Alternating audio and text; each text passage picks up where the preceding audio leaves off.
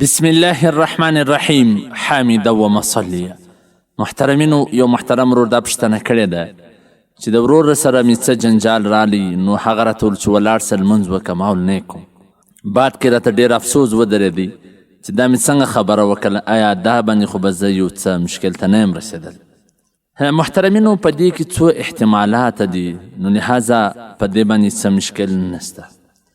دا کې د هغه ویلو والا د نیت اعتبار دی. علامه مفتی سید محمد سلمان منصورپوري په خپله فتاوا کتاب النوازل جلد نمبر اول صفحه نمبر 393 هغه دارې کړي دي چې د یو تکلیف د وجې څه یا د یو بل څه داسې وجې څه دی هغه ته وایي چې هغه ورته ولاړ سه لمونځ وکړه، دی به یې نه کوم، نو په دې سره دغه سړی کفر ته نه رسېږي.